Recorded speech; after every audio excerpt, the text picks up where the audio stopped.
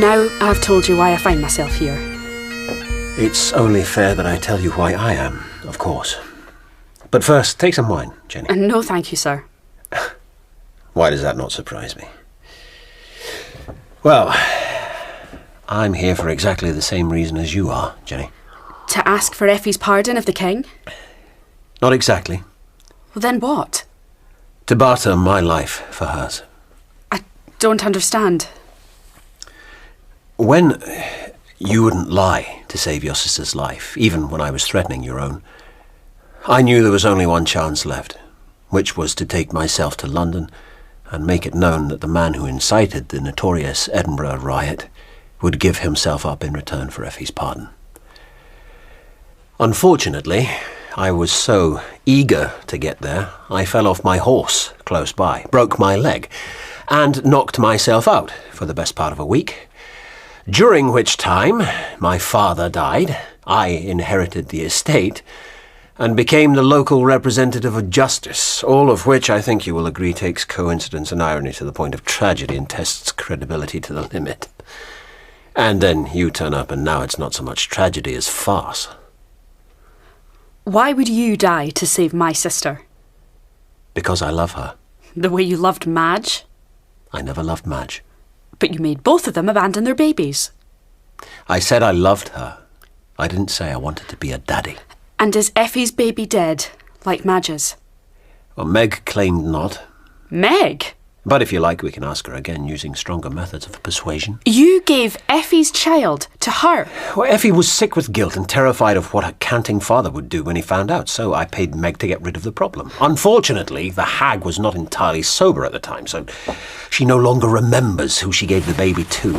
Where are you going? To London. Now? Yes. Well, rest here overnight. No. Well, take some food at least. No, thank you. Why? It would stick in my throat. Wait, Jenny, please. What? If by some miracle you get to the king and he refuses the pardon, which he most certainly will, you know where I am. My name is George Staunton. You can barter my life in exchange for Effie's. I won't be responsible for taking your life, sir. Even to save my sister's. My lord, you're so good you're bad. Why not? Am I not wicked enough? What have I to do to deserve death in your eyes? I rely on God, not men. Well, good luck with that. I'll send my servant after with some money for the coach, for I'm certain Meg Murdochson will have relieved you of whatever you had. I didn't want your money.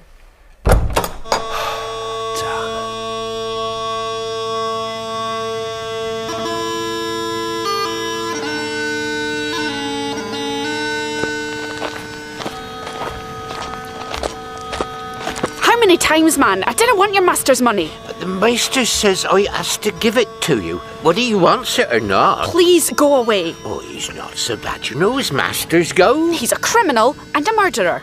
Well, that's as may be, but he pays better than most, and regular. And he doesn't throw lasses out of work just because they've gotten themselves in trouble, which is more than you can say for the rest of the Maesters round here. He hasn't even got the excuse of poverty or lack of education. Well, they say he had a depraved childhood. He plays at wickedness for sheer pleasure. He was brought up in the West Indies on a plantation where they say wickedness is normal. Floggings, cruelty, all manner of lasciviousness. His mother indulged him, his father neglected him, and when the old sinner found God, took to the cloth and brought little George back home. He was too busy saving souls to save his son, who for all that has a good heart and Look, everything if I take your siller, will you stop talking and go away? And he'll use it, as my maester wants, to take a coach and rent a room in a decent inn. Yes. Done.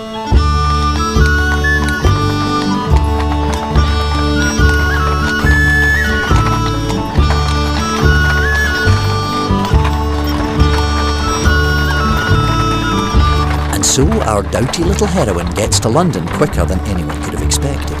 And as luck or shameless plotting would have it, the servant takes one look at her and says, "Not today, thank you, darling." The Duke of Argyll happens to be on his way out. But I've walked most of the way from Edinburgh. Yeah, well, this morning I walked most of the way from Cheapside.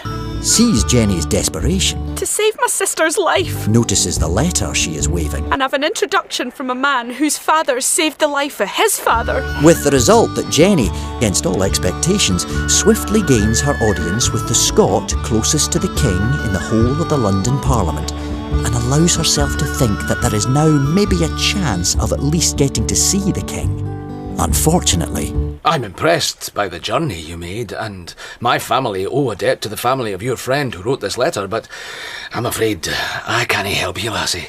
But why, my lord? Because after the riot and barbarous hanging of Captain Porteous, the king and his ministry wanted to punish Edinburgh itself by removing its charter and liberties, and it was all I could do to stop that going through Parliament. But I did, and as a result, I'm badly out of favour.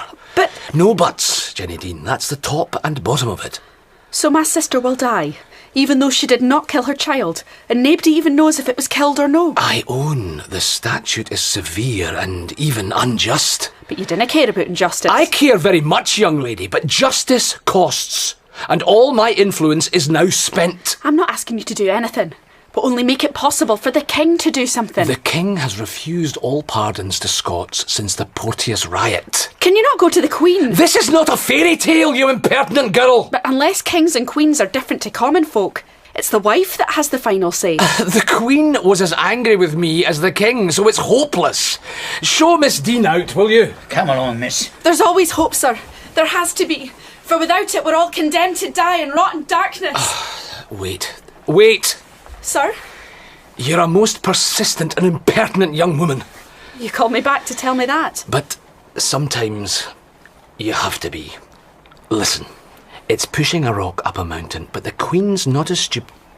Well, let's say she's a wee bit brighter than the king, and she knows that I am the acceptable face of Scotland down here and support the Union, so she won't want me out of favour for too long. And this business of the pardon is perhaps trivial enough it's life for and her death. to use as a lever to get me back in favour. So you'll try and get me an audience with the king? No. But my lord! I'll try to get you an audience with the Queen instead, but I can't guarantee it. Understand? and so Jenny waits, and waits, and waits in a room at the inn paid for by Effie's wicked lover, while the day for her sister's execution edges nearer and nearer until there are but a few left. And she fears the Duke of Argyll has failed in his mission, when there he is, dressed like the prince in the French tale of Cinderella that Reuben read to her when they were bairns. The Queen will see you. Oh, thank the Lord. Thank me first. Oh, I will, sir. I will in my prayers. But do it later. For now, put on your plaid and your bonnet and follow me. But I can't see a queen dressed in such rags. Yes, you can, because the court is full of overdressed harlots, so a plaid-clad peasant girl may make a pleasant change. Now, get a move on if you hope to save your sister's life.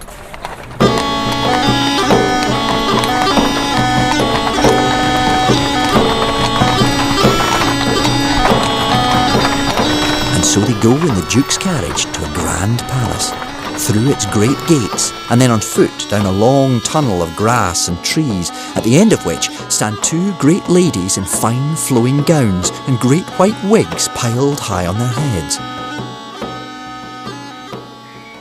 And how are my husband's fractious Caledonian subjects, my Lord Argyll? The less fractious for the King's wise decision not to punish his many good ones for the sins of the few. And what do you want with me, since you clearly have both the Scottish and the English parliaments in your capacious pocket? And so the Duke explains Effie's case, which doesn't seem to touch her. And she is tapping her toes and twitching her fan and sighing when he mentions the long and dangerous journey Jenny had made from Edinburgh. On foot, you say? All but the last stage, ma'am. Let me see this paragon. Step forward, Jenny Dean. Your Highness. She's unprepossessing enough. Tell me, child, what sort of country is it where child murder is so common that it requires such a severe law? If your Highness please, there's places besides Scotland where mothers are unkind to their own flesh and blood. At which the Queen frowns, and the Duke leans in close to her and whispers, For God's sake, lassie, do you not ken that the Queen is blamed for the bad relations between the King and the Prince of Wales? And then Jenny is certain she has ruined everything. Except the younger, more beautiful but so far silent lady standing just behind the Queen is smiling.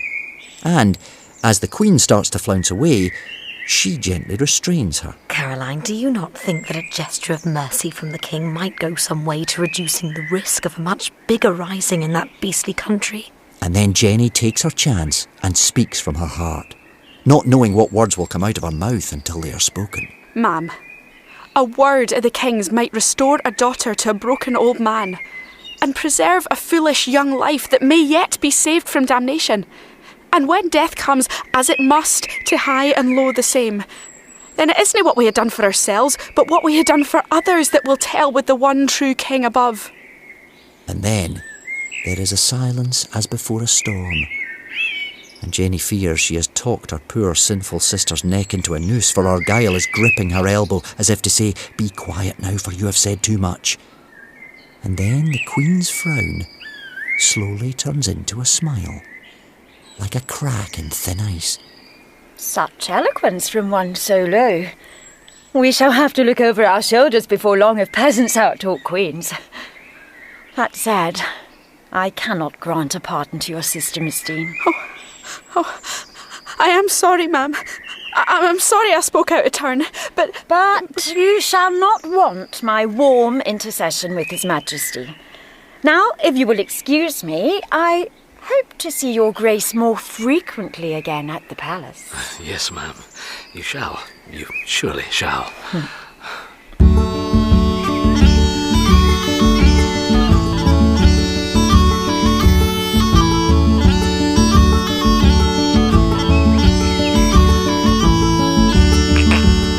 Crack on, coachman, and bravo, Jenny Dean, bravo! But there's no certainty the King will grant a pardon, is there, sir? With his wife and his mistress rubbing away at your cause in bed, I think we can safely say that a pardon will come. Then Effie's saved. If we get the document up to Edinburgh in time, yes. But there's only days to the execution, and it took near on 2 weeks for me to walk down here. We can but try, in my own coaches, with me by your side, to make sure you're not detained or delayed. And so the King grants Effie's pardon, and my Lord Argyle and Jenny set out with it for Edinburgh. But her adventures aren't over yet. Oh no. For as the second day of her journey north fades into a deep crimson sunset, her carriage passes once again through the village where she had left Meg Murdochson and Madge Wildfire in the hands of her sister's seducer. What's going on there, my lord? I don't know, my dear. Some sort of village festival. But what's that they're dancing around? Looks a little like a gallows, but I don't expect it to. Oh, dear lord. That thing dangling from it. Crack on, coachman! No, stop him. I want to see. Please, my lord. Stop, coachman! Whoa! Doesn't concern us, Jenny. If that poor creature is who I think she is, it concerns me greatly. Jenny, come back! For heaven's sake!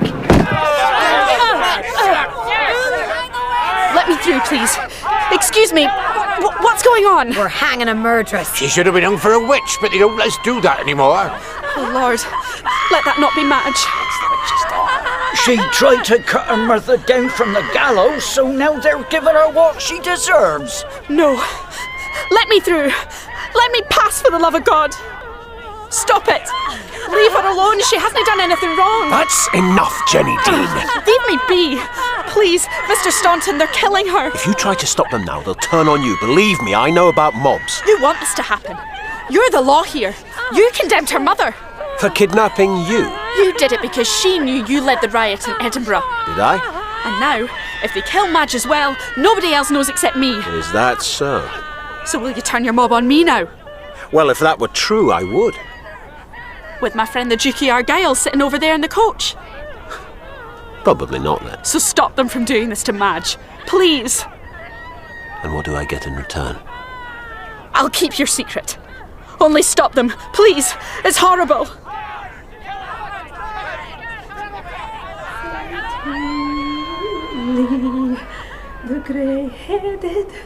Madge.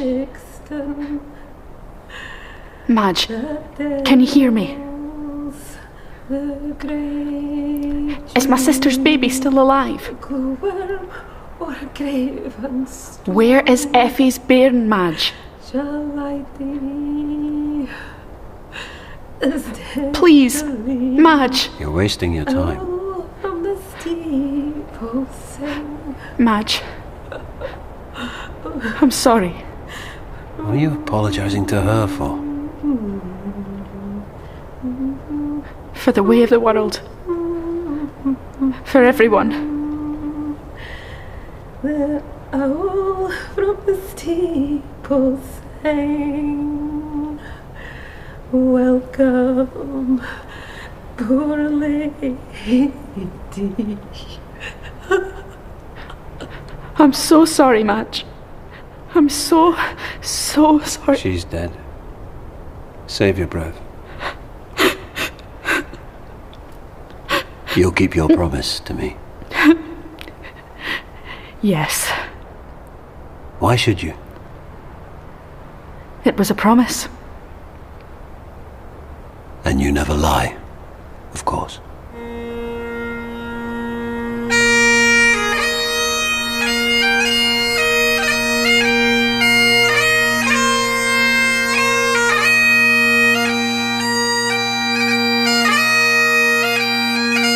And so Effie's life is saved. Her strict Presbyterian father takes her back in despite everything. Reuben Butler marries Jenny, is given a good living in one of the Duke of Argyll's island kirks, and they all live happily ever after. Especially Effie, it seems. Effie. Oh, dear Lord, it's you. But I thought... Will you marry me, Effie? She soon elopes with Staunton, and when he inherits yet more wealth and a great title from a distant relative, she becomes a great lady. Ladies and gentlemen, all rise for Lord and Lady Staunton. But the more Effie's fame as a society hostess grows, and the further up the political ladder her husband climbs, the less secure they feel. For they know that their reputation, and therefore their wealth and power, hangs on a single thread. Little Jenny Dean's promise to keep a lie. A promise that she keeps till her dying day. In The Heart of Midlothian, Jenny Dean was played by Joanne Cummins, Reuben Butler by Brian Ferguson, George Staunton, the defending counsel, Mark Bonnar, Meg Murdochson and Queen Caroline, Caroline Guthrie, Madge Wildfire, Lynsey-Anne Moffat, Dumby Dykes, Christian Rodska, the Magistrate, Hugh Ross, the Duke of Argyll, Forbes Masson, and Effie Dean and the King's Mistress by Alice Simone, with David Tennant as Sir Walter Scott. The Heart of Midlothian was adapted for radio by Mike Harris. The music was composed and played by Ross Hughes and Espen Chalver, with Dominic Rye on the bagpipes. The play was produced and directed by Clive Brill, and is a Brill production for BBC Radio 4.